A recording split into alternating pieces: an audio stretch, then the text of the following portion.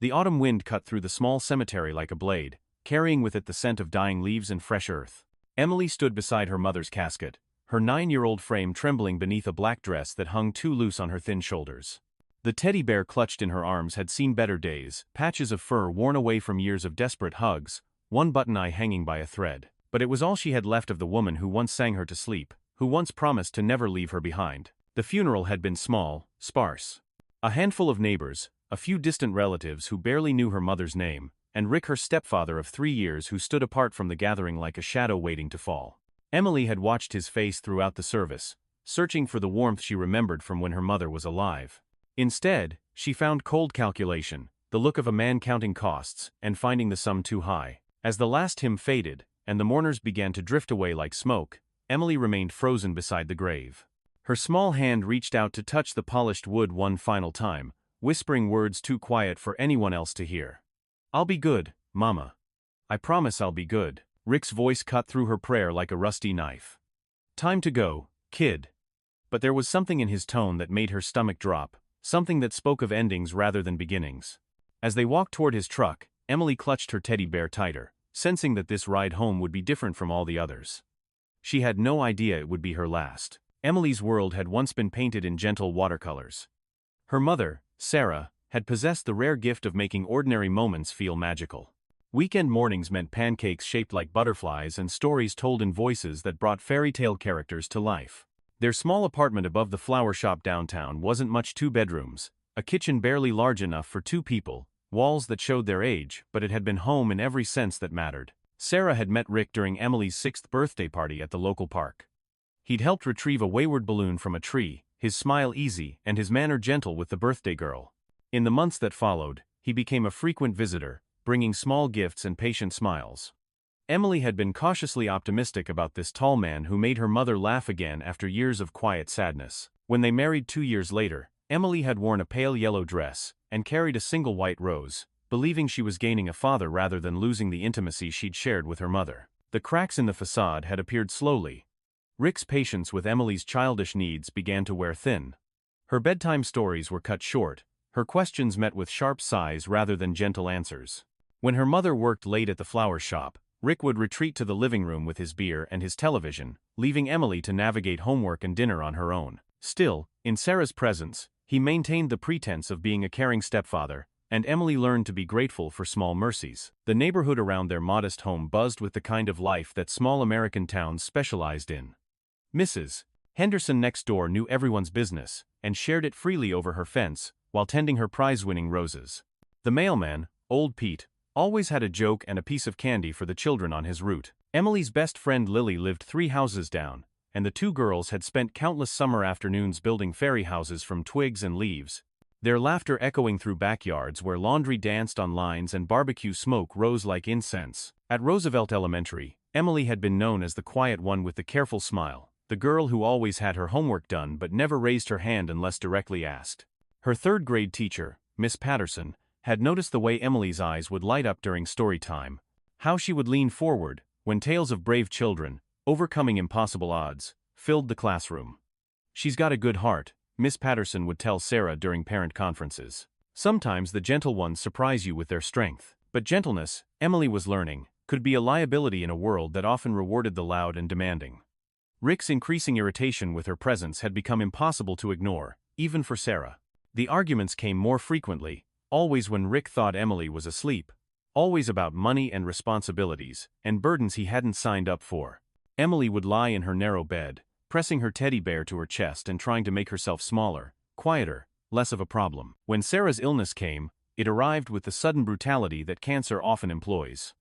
3 months from diagnosis to death, a time frame that left no room for gradual goodbyes or careful preparations. Emily watched her mother shrink away day by day, her vibrant energy replaced by a fragile determination to make each remaining moment count. In those final weeks, Rick's mask slipped entirely. He spoke to Emily in clipped sentences, as if her very existence was an affront to his patience. "Your mother's gone, kid, and I'm not running a charity." The words fell between them in the truck like stones dropped into still water, creating ripples that would spread far beyond this moment. Emily's grip tightened on her teddy bear as Rick pulled into their driveway. No, his driveway now. She could see the neighbors peering through their curtains, drawn by some instinct that tragedy was unfolding in their quiet street. Rick didn't bother with ceremony. He pulled Emily's small suitcase from behind her bed, the one covered in butterfly stickers that she and her mother had applied during a rainy Saturday afternoon 2 years ago. Into it went her few possessions. 3 changes of clothes, her mother's silver locket, a handful of photographs, and her worn copy of Charlotte's Web. He zipped it closed, with the finality of a coffin being sealed. But where will I go? Emily's voice was small, barely a whisper, as if speaking too loudly might make this nightmare more real than it already was. Rick shrugged, already turning away. That's not my problem anymore. Your mother's gone, and I never wanted kids anyway. He paused at the doorway, not bothering to turn around. She knew that when she married me. Should have made better plans. The door closed behind her with a sound that seemed to echo through her bones. Emily stood on the front steps of what had been her home for 3 years, her suitcase in one hand and her teddy bear in the other, watching Rick's silhouette move behind the drawn curtains. The autumn wind picked up, cutting through her thin jacket and making her shiver. For the first time in her 9 years of life, Emily was completely, utterly alone. The first few hours of homelessness passed in a haze of disbelief. Emily walked the familiar streets of her neighborhood, expecting at any moment for Rick to come driving up behind her, having changed his mind. She paused at Mrs. Henderson's house, almost knocking on the door, but the memory of Rick's cold certainty held her back. What if Mrs. Henderson just called Rick? What if she got in trouble for bothering the neighbors? What if everyone knew what Rick had said was true, that she was just a burden no one really wanted? As the afternoon wore on, Emily's feet began to hurt in her 2 small funeral shoes. Her stomach growled, reminding her that she'd barely eaten at the reception after the funeral, too overwhelmed by grief and the presence of so many strangers. The familiar sights of her neighborhood began to blur together as she walked in widening circles, each pass making her more desperate and confused. The sun was beginning to set when Emily found herself in the business district, where her mother's flower shop sat dark and empty. She pressed her face against the glass, seeing the wilted arrangements still displayed in the window, the cash register sitting open and empty. Even this connection to her mother had been severed, the shop likely to be sold to pay for medical bills and funeral expenses. Emily sank down on the front steps, her suitcase beside her like a faithful dog, and finally allowed herself to cry. It was there that John Martinez found her. A man whose own story of loss had taught him to recognize the particular quality of desperation that clings to abandoned children. John had been driving home from his auto repair shop when something made him slow down, then stop, then put his truck in reverse to take another look at the small figure huddled against the storefront. At 35, John carried himself with the careful economy of movement that came from years of physical labor. His hands bore the permanent stains of motor oil and honest work, and his face showed the lines that came from squinting into engine blocks under harsh fluorescent lights.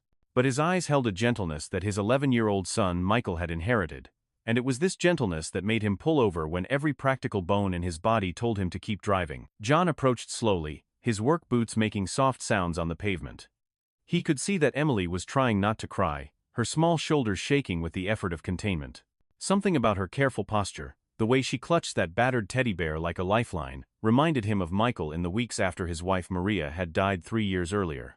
The same shell-shocked bewilderment, the same desperate attempt to be brave in a world that had suddenly become incomprehensible. "Hey there," John said softly, crouching down to Emily's eye level. "You okay, sweetheart?" Emily looked up at him with eyes red-rimmed from crying and exhaustion. She wanted to say yes, to be polite and not cause trouble. But the kindness in this stranger's voice broke something loose inside her chest. "My mama died," she whispered, and the words seemed to surprise her with their finality.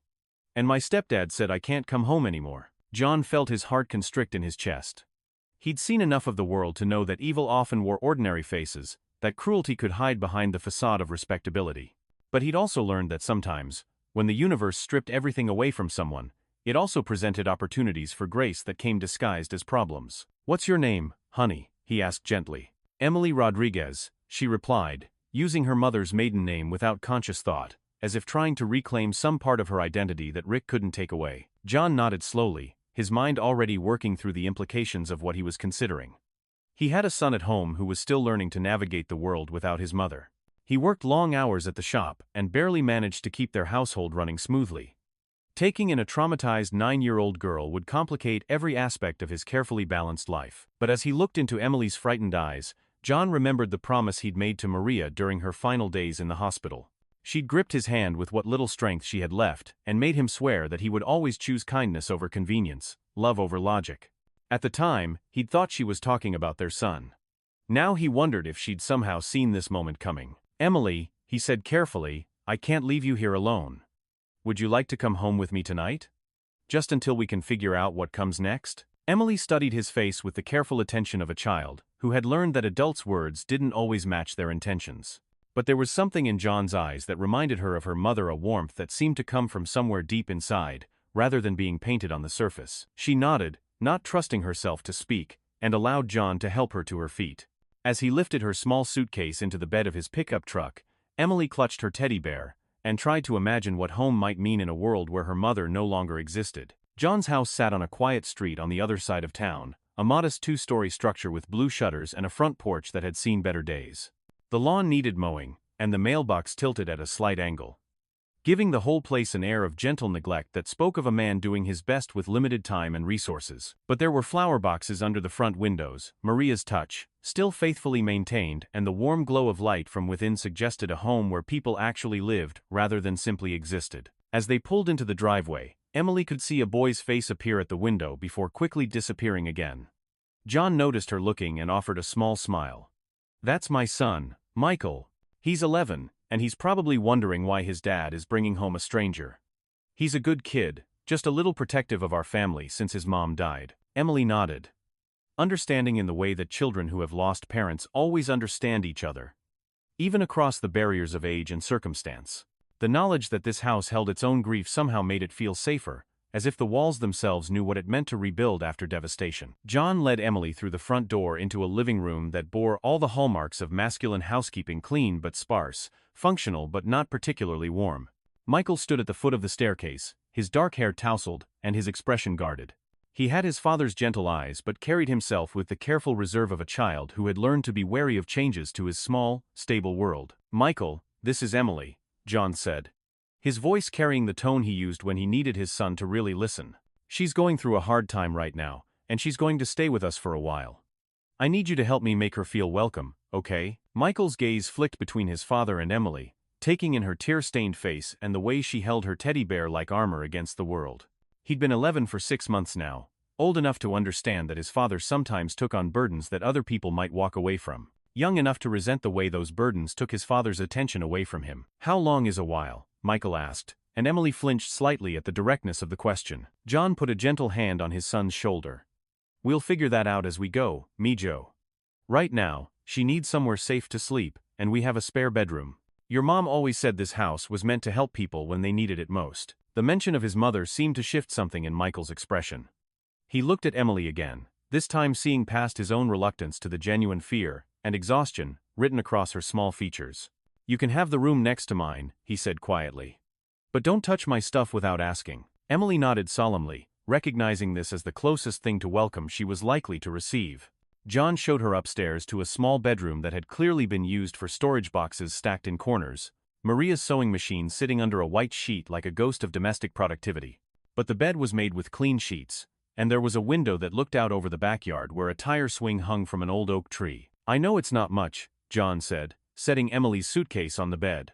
"But it's warm and safe, and that's what matters right now. Are you hungry?" Emily realized she was starving, her last real meal now a distant memory from a life that felt like it belonged to someone else. She nodded, and John smiled, the first genuine smile she'd seen directed at her since before her mother got sick. In the kitchen, John moved with the competent efficiency of a single father who had learned to balance multiple tasks out of necessity. He heated up leftover spaghetti, while Emily sat at the small table, her teddy bear in her lap, watching this strange new world unfold around her. Michael joined them after a few minutes, sliding into the chair across from her with the studied casualness of a boy trying to prove he wasn't curious about their unexpected guest. "So what happened to your parents?" Michael asked bluntly, ignoring his father's sharp look. "Michael," John warned, but Emily held up a small hand. "It's okay," she said quietly. "My mama died of cancer. And my stepdad said he didn't want me anymore because I'm not really his daughter." The words came out matter-of-fact, as if she were reciting a math problem, but John could see the way her hands trembled slightly as she spoke. Michael absorbed this information with the serious consideration it deserved. At 11, he understood enough about loss to recognize that Emily's situation was worse than his own. When his mother had died, he still had his father's unwavering love and support. Emily had been cut loose entirely, set adrift in a world that suddenly had no place for her. "That's messed up," Michael said finally, and John decided not to correct his language this time. Sometimes the plain truth required plain words. Over the following days, a delicate dance began in the Martinez household. John continued working at the auto shop, but he found himself checking his watch more frequently, rushing home to ensure that Emily wasn't left alone too long with her own dark thoughts. Michael maintained his careful distance, but John caught him sharing his video games with Emily when he thought no one was looking, showing her how to navigate the complicated world of 11-year-old social hierarchies. Emily moved through the house like a guest, trying desperately not to overstay her welcome. She made her bed with military precision each morning, washed her own dishes immediately after eating, and spent long hours sitting quietly in her room so as not to be a bother to anyone. The teddy bear rarely left her side, a talisman from a world where she had been someone's beloved daughter rather than an unwanted burden. It was during the second week that Emily's careful composure finally cracked. John had come home from work to find the house unusually quiet, Michael in his room doing homework with the door closed. He'd climbed the stairs to check on Emily, and found her room empty, the window open, her few possessions gone except for the teddy bear sitting forlorn on the carefully made bed. Panic hit John with the force of a physical blow. He called for Michael, who came running at the sound of genuine alarm in his father's voice. Together they searched the house, the yard, the immediate neighborhood. John's heart hammering with the terrible knowledge that Emily had somehow slipped away into the night, carrying her pain and her desperate independence back into a world that had no place for either. They found her 3 hours later at the bus station downtown, sitting on a bench with her small suitcase beside her, counting and recounting the few crumpled bills she'd managed to save from her mother's purse. She looked up when John approached, her face streaked with tears and set in lines of stubborn desperation. "I heard you and Michael talking," she said before John could speak. "About how much it costs to feed an extra person, and about school registration, and about how things were easier before I came. I don't want to be a burden anymore. I can take care of myself." John felt his heart break a little at the sight of this 9-year-old child, trying to shoulder responsibilities that would challenge most adults. He sat down beside her on the bench, not touching, just sharing the space and the weight of the moment. "Emily," he said softly, "when I was talking to Michael about those things, I wasn't complaining about having you with us. I was trying to figure out how to make everything work because I want you to stay. There's a difference between solving problems and getting rid of them." Emily looked at him skeptically, her young face showing the wariness of someone who had learned that adults' promises could evaporate without warning. "But Michael said you barely have enough money for just the two of you. And I know I eat a lot for someone so small. And I need school clothes and supplies and things that cost money you don't have." John reached over and gently took the crumpled bills from her small hands. "You know what these are?" he asked, holding up the money. "These are your mother's love letters to you. Every dollar she saved, every sacrifice she made, was because she wanted to make sure you had what you needed. She didn't save this money so you could buy a bus ticket to nowhere. She saved it so you could build a life somewhere." Tears began streaming down Emily's face as the full weight of her situation settled over her like a heavy blanket. "But what if you change your mind too? What if you decide I'm too much trouble, and you don't want me anymore?" John felt something shift inside his chest, a door opening that he hadn't even realized had been closed. "Emily, look at me." He waited until her tear-filled eyes met his. "I can't promise you that everything will be easy. I can't promise that we won't have arguments or tough times, or days when nothing goes right. But I can promise you this. As long as I'm breathing, you will have a home with us. Not because you're convenient, not because you're easy, but because every child deserves someone who chooses them every single day." The bus station dissolved around them as Emily finally allowed herself to believe that someone might actually want her for reasons that had nothing to do with obligation or charity. She threw her arms around John's neck with the desperate fervor of a drowning person grabbing a life preserver. And he held her close while she sobbed out weeks of accumulated fear and grief. Michael, who had been standing quietly nearby during this entire exchange, stepped forward with the kind of maturity that loss sometimes forces on children before their time. "Dad's right," he said simply. "And besides, I kind of like having a sister. Even if she is kind of weird sometimes." The ride home was quiet, but it was a different kind of quiet than the careful silence that had characterized Emily's first weeks with the Martinez family. This was the quiet of people who had found their way through a difficult conversation and emerged on the other side with a deeper understanding of where they all stood. Over the following months, the house on Elm Street began to feel like home in ways that surprised all three of its inhabitants.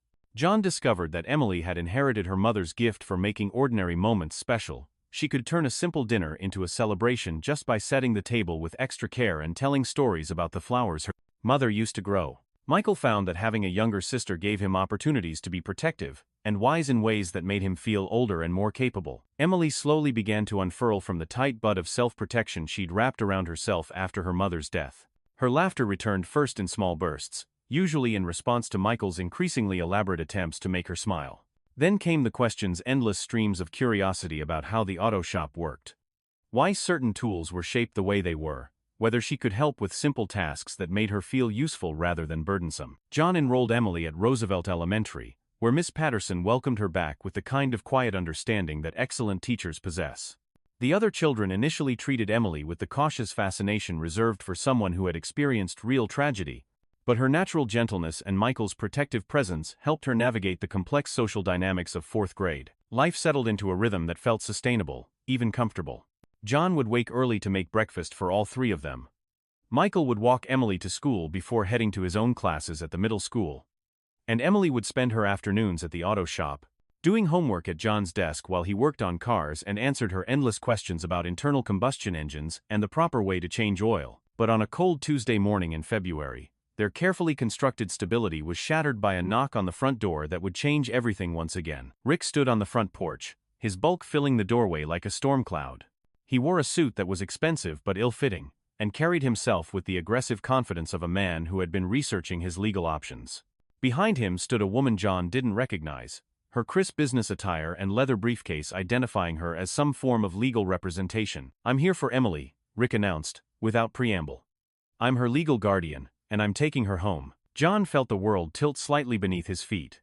Through the kitchen window, he could see Emily and Michael eating cereal and arguing about the proper way to build a snow fort, their voices light with the kind of casual bickering that siblings perfected over time. The normalcy of the scene stood in sharp contrast to the threat now standing on his doorstep. "You threw her out," John said, his voice carefully controlled. "The night of her mother's funeral, you put a 9-year-old child on the street with nothing but a suitcase." Rick's lawyer, a sharp-faced woman who looked like she'd been carved from ice and ambition, stepped forward. "My client was grieving, and made a decision he now regrets. The important thing is that he's here now, prepared to fulfill his legal obligations to his stepdaughter." "Legal obligations," John repeated, tasting the bitter irony of the phrase. Where were his legal obligations when Emily was sleeping on park benches? Where were they when she was digging through restaurant dumpsters looking for food? The exaggeration was slight. Emily had only been truly homeless for a single night before John found her, but the emotional truth of her abandonment remained unchanged. Rick's face flushed with defensive anger, but his lawyer placed a restraining hand on his arm. "Mr. Martinez," the lawyer continued smoothly, "while we appreciate the kindness you've shown Emily during this difficult transition period, her place is with her legal family. My client has filed the appropriate paperwork with family court to resume his guardianship. We'll be taking Emily today, and any interference will be considered kidnapping under state law." John felt his hands clench into fists at his sides, every protective instinct screaming at him to slam the door and gather his makeshift family into some kind of protective circle. But he was a mechanic who understood the power of systems, and he knew that the legal system would grind forward regardless of what felt right or moral in this moment. "She's at school," he said finally, though it was a lie. Emily and Michael were still in the kitchen, probably listening to every word of this conversation through the thin walls of the old house. "Then we'll wait," Rick replied, pushing past John into the living room without invitation. "She's got to come home sometime." The next few hours passed in a surreal haze of legal threats and barely contained violence. Rick's lawyer made phone calls while Rick himself wandered through John's home like a prospective buyer, commenting on the modest furnishings and the obvious signs of financial struggle. John called in sick to work and contacted every legal aid organization he could find in the phone book, trying to understand what rights, if any, he might have in this situation. When Emily and Michael finally came home from school, Emily took one look at Rick's bulk sprawled across their living room couch and went perfectly still. The teddy bear in her arms seemed to provide no comfort against this resurrection of her worst nightmare, and John watched her face drain of color, as all the progress of the past months evaporated in an instant. "Hello, Emily," Rick said with false joviality. "Miss me? It's time to come home, sweetheart. I've got your old room all ready for you." Emily looked at John with eyes full of desperate questions. Would he fight for her? Would he let them take her? Did the home she'd finally found mean anything in the face of legal documents and blood relations that weren't even real? John moved to stand between Emily and Rick, his carpenter's frame suddenly seeming more substantial. "She's not going anywhere until we understand exactly what's happening here. Emily is a child, not a piece of property to be moved around whenever it's convenient." Rick's mask of civility slipped slightly. "I'm her legal guardian, and I'm taking her home. End of discussion. But Michael, who had been silent during this entire exchange, suddenly stepped forward with the clarity of purpose that sometimes comes to children when adults are busy making terrible mistakes. "Why do you want her back now?" he asked Rick directly, his 11-year-old voice cutting through the adult tensions like a blade. "You threw her away like garbage when her mom died. So why do you care now?" Rick's lawyer started to speak, but Michael wasn't finished. "And if you really missed her, if you really wanted her back, because you love her, then why did you bring a lawyer? Why didn't you just come and ask her what she wanted?" The question hung in the air like smoke, and John realized that his son had identified the fundamental problem with Rick's sudden reappearance. This wasn't about love or regret, or family loyalty. This was about something else entirely. It was Emily herself who provided the answer, her small voice carrying a weight of understanding that no child should have to bear. "It's the insurance money, isn't it?" she said, looking directly at Rick. "Mama had a life insurance policy, and you found out about it. That's why you want me back." Rick's face went through several rapid changes of expression before settling on defensive anger. "Your mother left that money for your care and support. As your guardian, it's my responsibility to manage those funds appropriately. By throwing her out on the street?" John's voice carried a dangerous edge now, all pretense of civility abandoned. "By abandoning a grieving child on the night of her mother's funeral? That's your idea of appropriate care?" The lawyer intervened before Rick could respond, her professional demeanor becoming more brittle by the moment. "Gentlemen, please. We're here to resolve a family matter, not to litigate past decisions. The fact remains that Mr. Thompson has legal custody of Emily, and she needs to come with us now." But Emily had found her voice, and with it, a courage that surprised everyone in the room, including herself. "I don't want to go," she said clearly. "Rick never wanted me. He told me I was a burden. He said I wasn't his problem anymore. And now he wants me back just because of money that was supposed to take care of me, but he's probably going to spend it on himself. What you want doesn't matter." Rick snapped, his patience finally exhausted. "You're a kid, and I'm your guardian, and that's the end of it. Now get your stuff. We're leaving." The room erupted into overlapping voices, John arguing about child welfare, the lawyer threatening legal action, Michael demanding that someone listen to what Emily actually wanted. But through it all, Emily stood frozen in the eye of the storm, clutching her teddy bear and understanding with terrible clarity that her fate was once again being decided by adults who saw her as an object rather than a person. It was John who finally cut through the chaos with the simple power of absolute certainty. "No," he said, and something in his tone made everyone else fall silent. "She's not going with you. Not today, not tomorrow, not ever. If you want to fight this, we'll fight it. But Emily stays here with people who actually give a damn about her welfare." Rick stood up to his full height, using his physical size as a form of intimidation. "You can't stop me from taking her. She's not your kid, Martinez. You've got no legal standing here." John met Rick's stare without flinching. "Then we'll let a judge decide what's in Emily's best interests. But until that happens, she stays here where she's safe and loved and treated like a human being, instead of a paycheck." The lawyer made more phone calls, this time to family court, and within hours the complicated machinery of the legal system was grinding into motion. Emergency hearings were scheduled, depositions were planned, and Emily found herself at the center of a custody battle that would determine not just where she lived, but whether the concepts of love and family meant anything in a world governed by paperwork and legal technicalities. The weeks leading up to the custody hearing were filled with a different kind of tension than Emily had ever experienced. This wasn't the sharp, immediate fear of abandonment she'd felt after her mother's death, but a slow-burning anxiety that colored every interaction and made it impossible to fully relax into the life she'd built with John and Michael. Social workers came to inspect John's home, interviewing Emily about her living conditions, and asking probing questions about her relationship with her stepfather and her biological father, who had never been part of her life.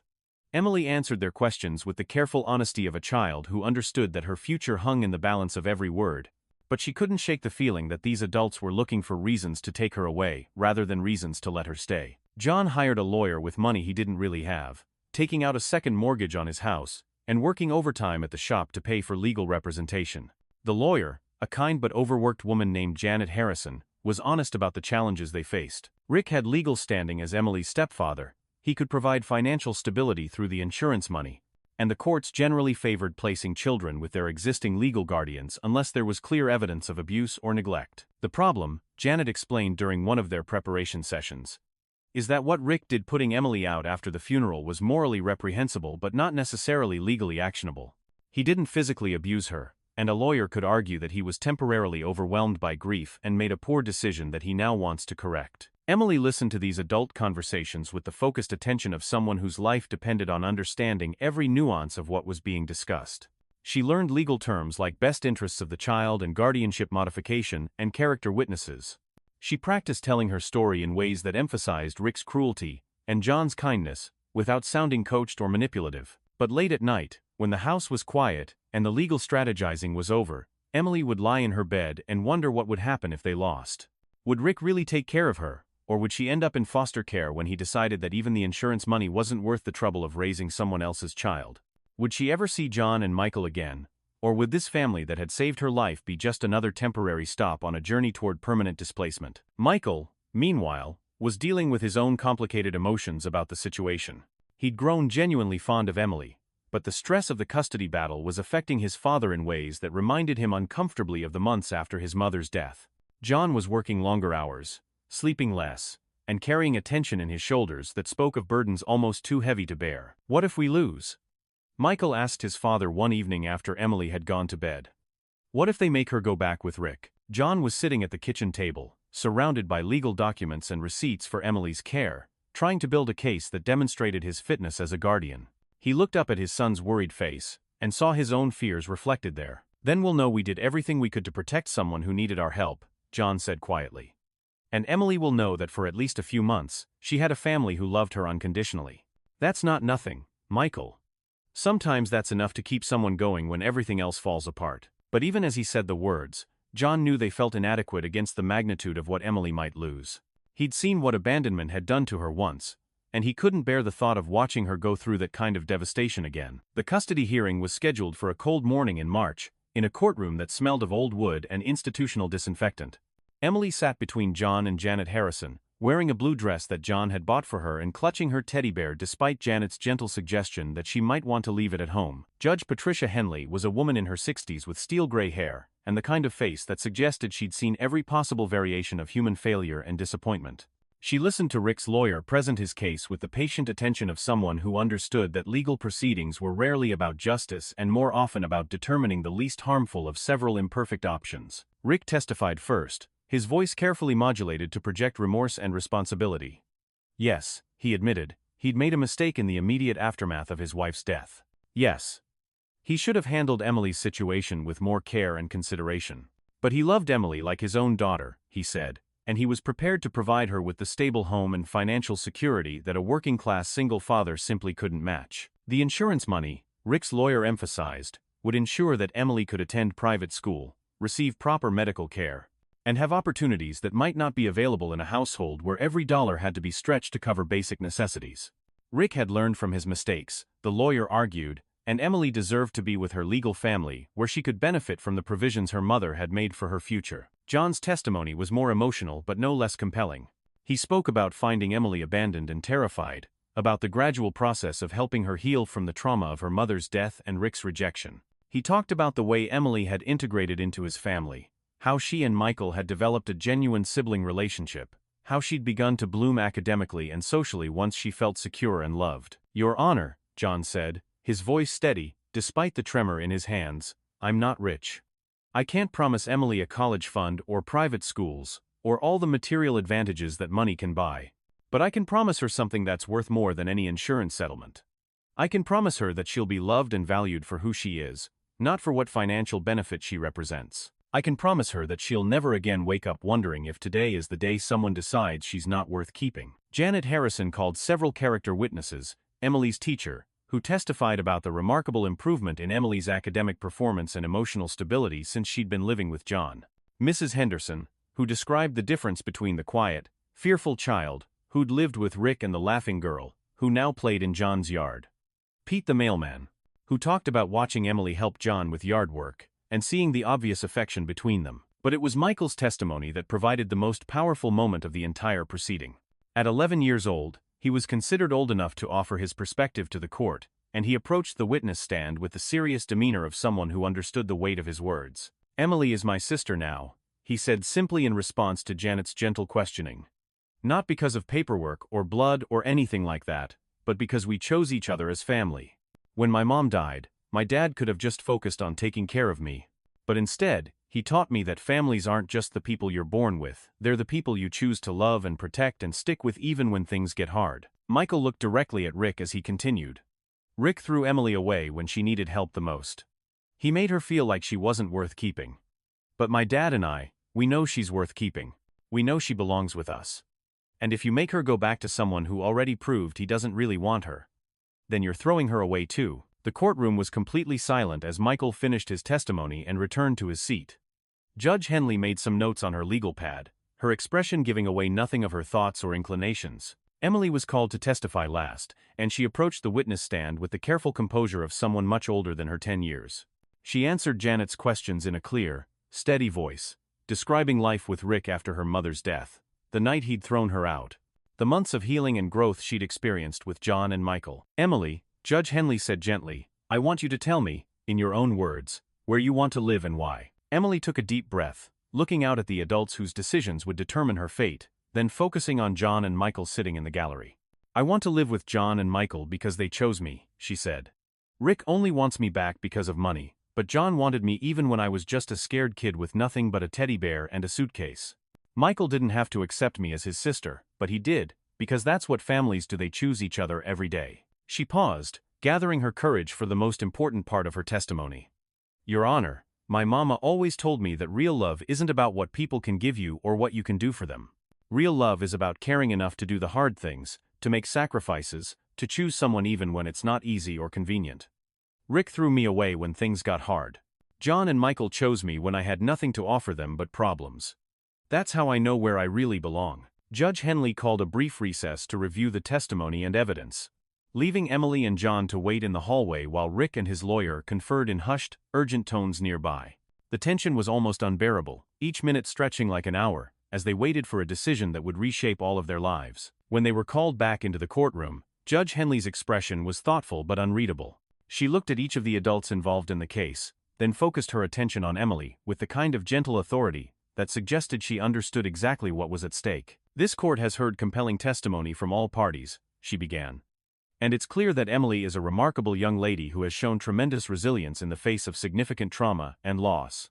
The question before this court is not whether Emily deserves love and stability, she clearly deserves both, but rather who is best positioned to provide those essential elements for her future well-being. Emily felt her heart hammering in her chest as Judge Henley continued, each word carrying the weight of destiny. While Mr. Thompson has legal standing as Emily's stepfather and can provide financial advantages through the insurance settlement, this court finds his past actions to be deeply concerning.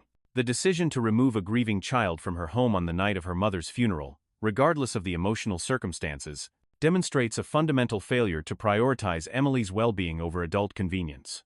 Furthermore, the timing of Mr. Thompson's renewed interest in custody, coinciding with his discovery of the insurance benefits, raises serious questions about his motivations. Rick's face flushed with anger, but his lawyer restrained him from speaking. Mr. Martinez, while lacking Emily's legal family connection and the financial resources that the insurance money represents, has demonstrated through his actions a genuine commitment to Emily's emotional and physical well-being. The testimony of witnesses, Emily's academic improvement, and most importantly, Emily's own clear articulation of her wishes, all support the conclusion that her best interests are served by remaining in Mr. Martinez's care. Judge Henley paused, letting the significance of her words settle over the courtroom. Therefore, this court hereby grants full legal custody of Emily Rodriguez to John Martinez, with all rights and responsibilities thereof. Mr. Thompson's guardianship is hereby terminated. The insurance settlement will be placed in a trust fund for Emily's education and future needs, to be administered by Mr. Martinez with court oversight until Emily reaches the age of 18. The words hit Emily like a wave of pure relief. She was staying. She was safe. She belonged to a family who had chosen her not because they had to, but because they wanted to. Tears streamed down her face as John wrapped her in a hug that felt like coming home, while Michael whooped with joy from his seat in the gallery. Rick stormed out of the courtroom without a word, his lawyer trailing behind with briefcases full of unsuccessful legal strategies. Emily watched him go without sadness or regret, understanding finally that some people were only meant to be temporary parts of your story, teaching you lessons about what you didn't want before helping you recognize what you truly needed. In the months that followed the custody hearing, Emily's integration into the Martinez family became complete in ways that legal documents could never fully capture. She officially changed her name to Emily Martinez, a symbolic transformation that marked her transition from abandoned stepchild to chosen daughter. The insurance money, carefully managed and supplemented by John's increasing success at the auto shop, ensured that Emily would never again face the kind of financial insecurity that had made her feel like a burden. More importantly, Emily began to heal from the deeper wounds that Rick's abandonment had inflicted on her sense of self-worth. With the security of knowing that her place in the family was permanent and unshakable, she began to take up space in ways that had been impossible when she was constantly trying to prove she deserved to stay. Her relationship with Michael evolved from cautious acceptance to genuine sibling affection, complete with the kind of daily arguments and fierce loyalty that marked the best family bonds. They fought over television shows and bathroom time and whose turn it was to take out the trash. But they also defended each other against playground bullies and shared inside jokes that made John smile when he overheard them. Emily's academic performance continued to improve as her confidence grew. She joined the school's art club and discovered a talent for painting that seemed to channel all the emotions she'd struggled to express during the darkest periods of her young life. Her teacher, Miss Patterson, noted that Emily's artwork showed a remarkable evolution from the dark, fragmented pieces she'd created immediately after her mother's death to vibrant, hopeful compositions that celebrated themes of family, home, and belonging. John found that becoming Emily's legal father had changed him in ways he hadn't expected.